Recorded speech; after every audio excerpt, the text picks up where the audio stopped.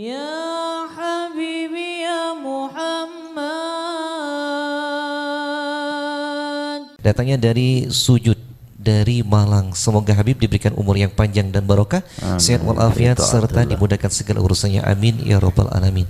Saya mau bertanya Habib, bagaimana hukumnya seorang perempuan mengikuti sholat Id di masjid, dikarenakan banyak dari para perempuan ketika pergi sholat Id memakai pakaian bagus dan wangian yang seharusnya diharamkan oleh baginda Rasulullah SAW dan para ulama. Serta bagaimana solusinya Habib?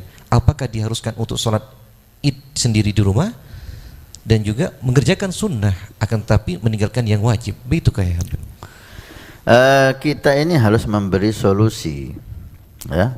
Semua orang tahu bahwa perempuan tidak boleh keluar dengan memakai minyak wangi, tidak boleh keluar dengan terbuka auratnya, tidak boleh keluar mengundang fitnah mata lelaki. Itu semua tahu, ya.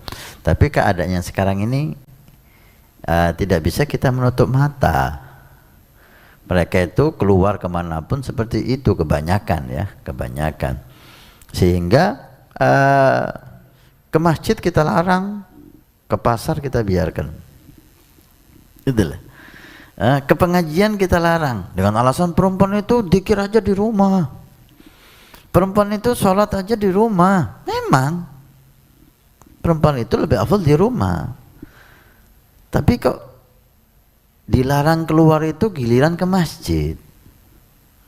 Dilarang keluar itu giliran ke pengajian, ke majelis taklim. Ke resepsi dibiarkan perempuan keluar dandan. Ke mall dibiarkan perempuan keluar dandan dan pakai bau harum. Loh, apakah fitnah itu adanya di masjid? Di mall nggak ada fitnah. Apakah fitnah itu adanya di majelis taklim? Acara resepsi nggak ada fitnah? Gitu loh.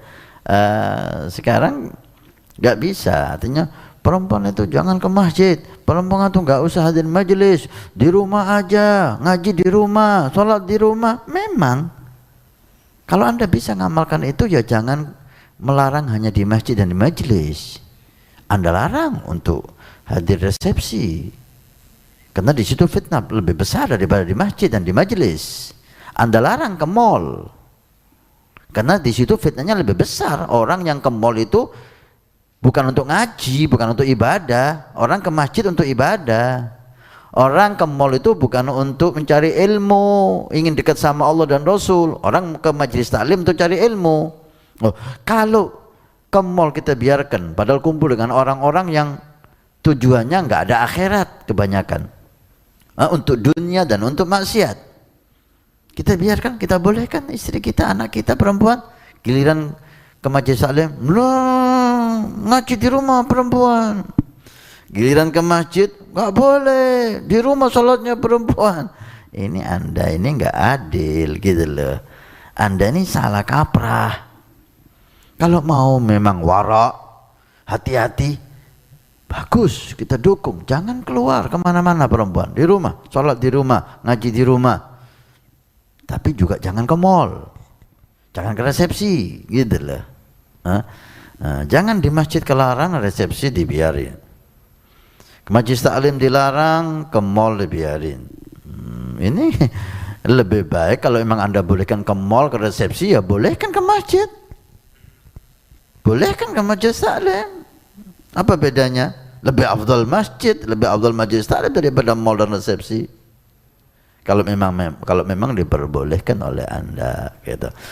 Kita tahu bahwa Sayyidatuna Aisyah pernah berkata, ya, "Lau aliman Nabi sallallahu alaihi wasallam ma hadatsa fin nisa."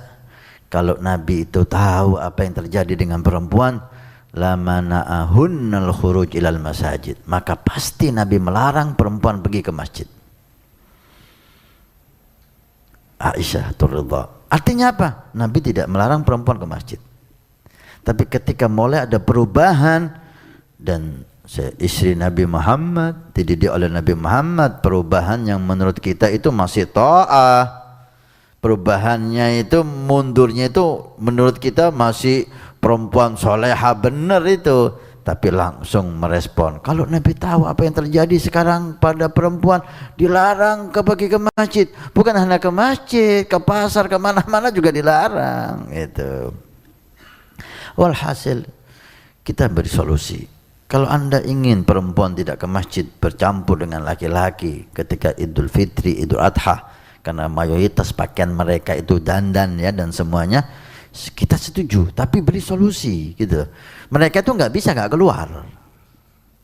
Mereka itu ingin keluar sudah, apalagi perempuan sekarang nggak keluar itu kakinya gatel, bisa sariawan.